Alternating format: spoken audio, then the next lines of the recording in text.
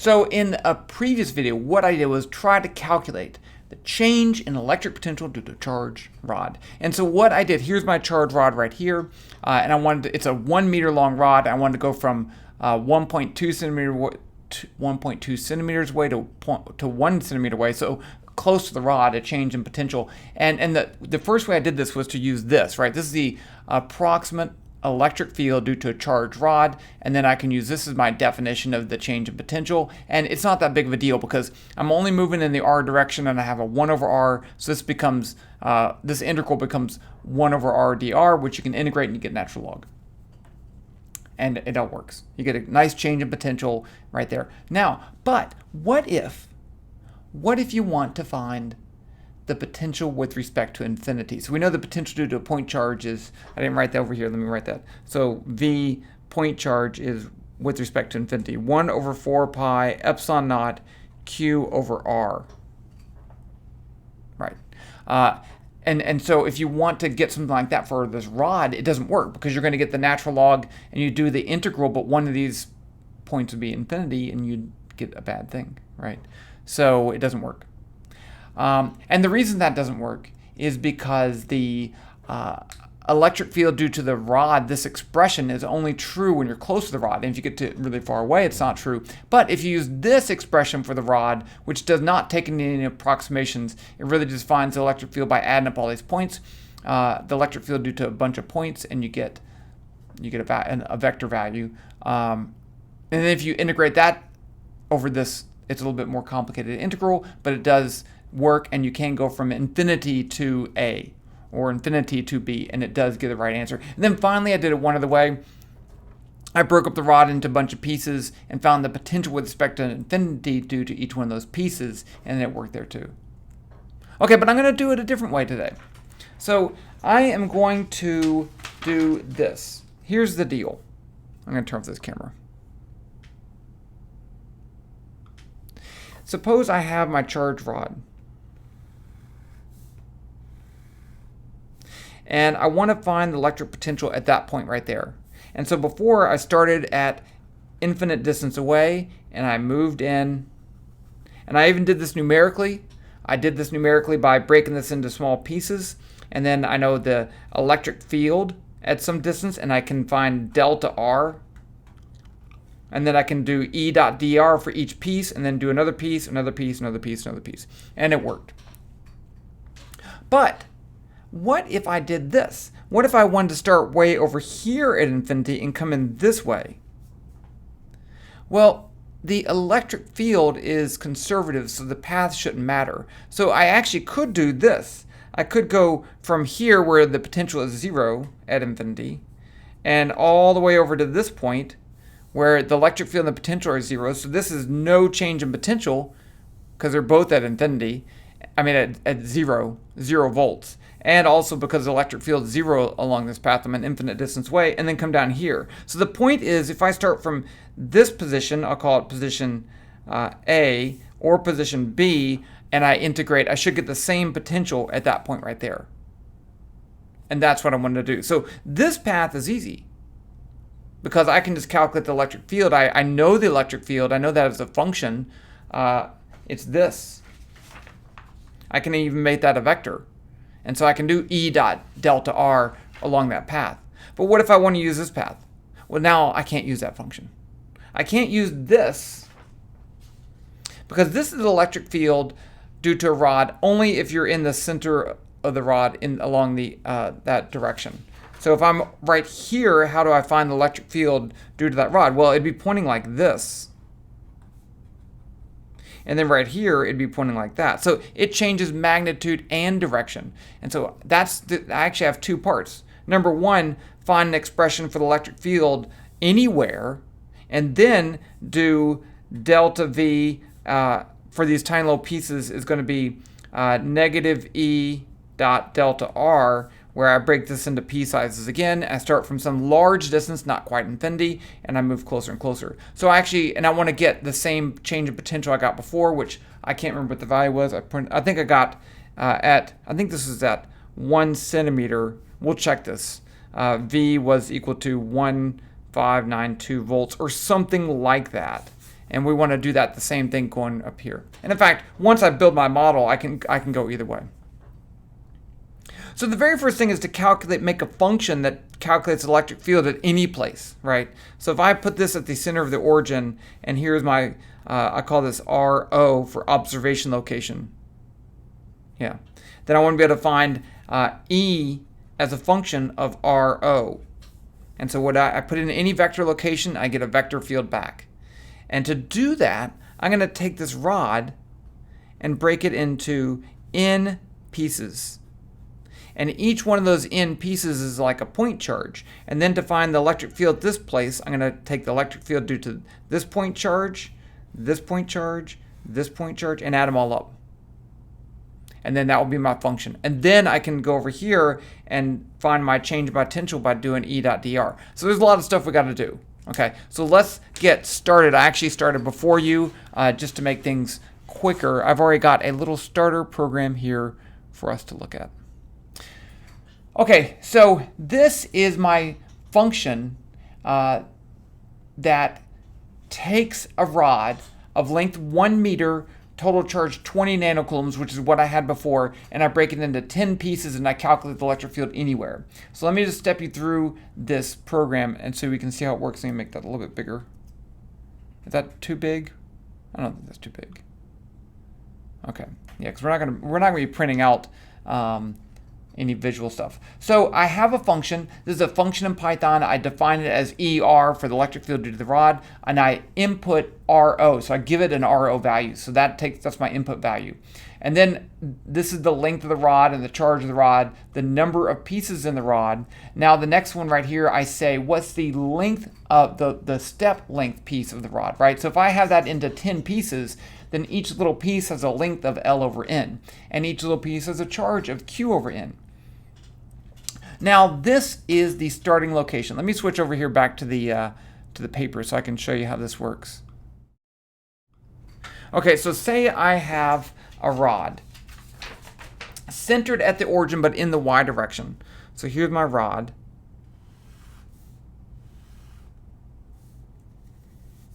Right there. And I'm going to break it into pieces. So here's my bottom piece. I want to start here with my bottom piece. So where is that bottom piece? Well, if this is of length L, then the bottom of this is going to be at negative L over 2. But that's not where this piece is. This piece is in the center of the piece, right? So this has a length of L over N, or I call that DL. So I want to actually move up halfway. So I'm going to take this negative L over 2 plus, and I'm going to say N, which is just my counter number, it starts at 0, times DL, right, over 2. So DL is that whole length. I only want to go half up, and now I'm right in the center of that. Then to find the next one, I'm going to go up to here. So I'm going to add another DL over, no, not DL over 2. I'm going to add another L, DL. That should be DL. Maybe I don't think I did that wrong. Let's see what I did. I already wrote this in here, so it looks like it was working though. So that's my starting location. That's right. That's my starting location. Okay. Now each one I'm going to add in an N to that, an NDL. That's what I did. So N is this next is my counter. That's how many, the number that I'm on. This is my starting electric field, which I don't actually need right away. And then what I'm going to do, is go through the rod and put vectors into the list for that rod. All right. So I'm just going to build the rod, and it's just a bunch of vectors indicating the locations of the centers of the charges. So that's what I do in this loop right here.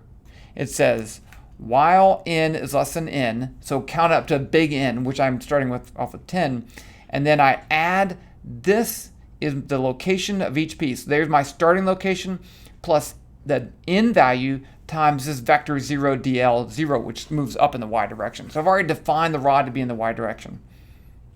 And then I increase N, and it just does that loop. And from that, it makes this rod of 10 pieces, and we can change that 10 in a little bit. Okay, so next step is to calculate the electric field due to each piece and add it to the total. So I already have the electric field of 0, right? That's my electric field. I'm going to go through each piece, calculate the electric field at that point, add it to this electric field, and then keep doing that. So this is a nice way to do a loop once I have a list for RP in rod. So this says for each of the elements in the list rod, I'm going to call it RP. And this just goes through each list.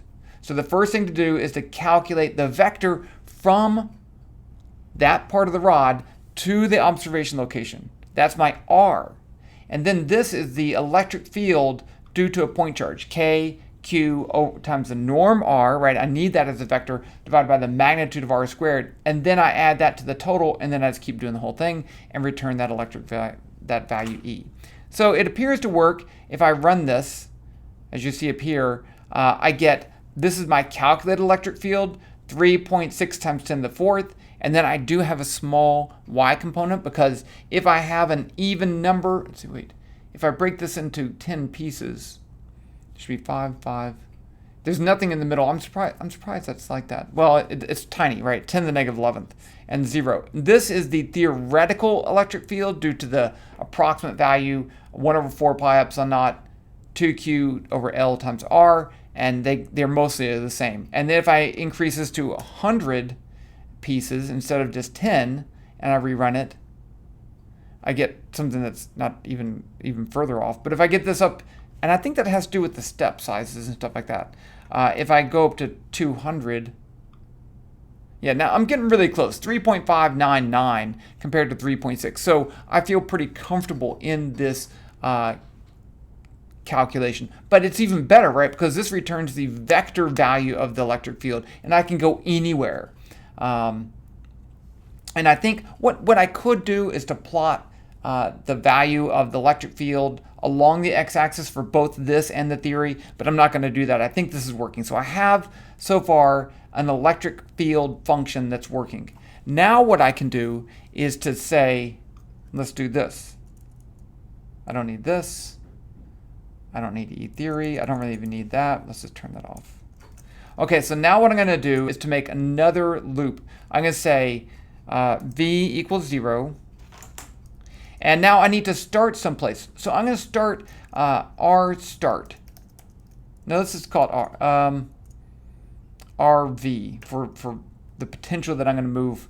And that's going to be equal to vector 0, 0.01. That's x is 0.01. So it's 0.01 and then negative 5, 0. So I'm going to start like way down at negative infinity, which I'm calling negative 5. That's my starting location. Now I'm going to move up in the y direction. So I'm going to say dr is going to be the vector 0, 0.0010.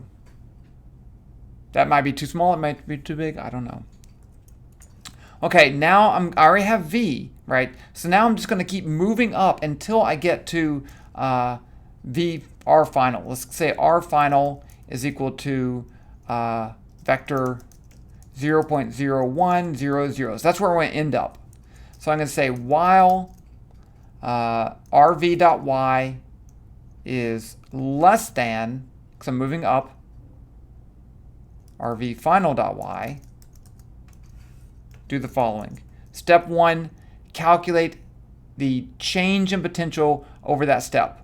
So that's going to be this. Now, see, since I made a function for E, it's really going to be nice. So I say dv is going to be equal to the dot product, negative E dot dr. And dr, we know is a vector, right? It's going in the positive x direction. So let's just see if I'm moving, if the electric field's kind of going down, I'm kind of moving this way, then E and dr are in opposite directions, but then I have a negative sign, so I should get a positive potential, so that's good. And then I'm going to say V equals V plus dV. And now I need to move my my location, RV equals RV plus dr. I think that should work. Print V equals, oh wait, I didn't do this. E as that's a function, right? So I need to put in ER, the location, which would be RV. Now that returns a vector. V equals V volts. If this works on the first try, I mean, it's going to be kind of disappointing that I didn't take more time to do this. I expect there to be an error. That's what I'm trying to say, which I shouldn't do that. Aha, there is an error. See? Cannot multiply a vector by a vector. Where did I, oh, that's dot. It should be comma. Sorry about that.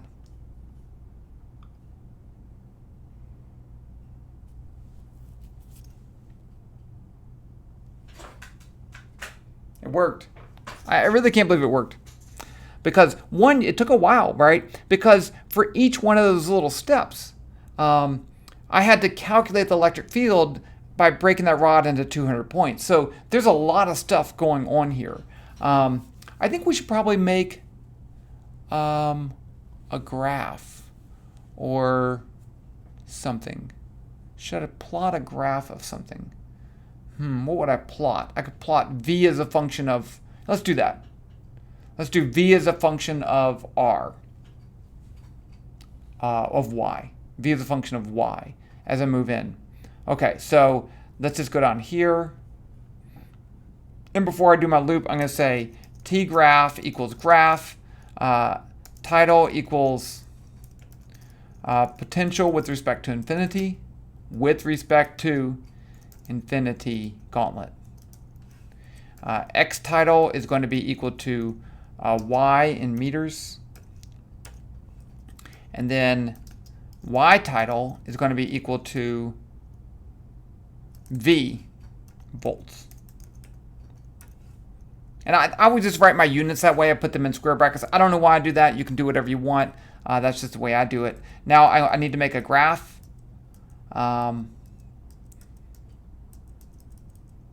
So I need to plot something. So F1 equals G curve. Color equals color dot blue. I always pick blue. I don't know why. Now down here, I need to, when I go through, I'm going to plot V. So let's see. F1 dot plot. RV dot Y. That's my X coordinate. And then V.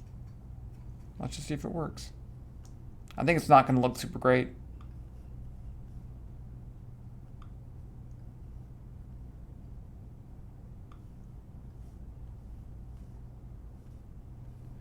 Okay, so, oh. Yeah, check that out. I didn't even realize that. Look at this.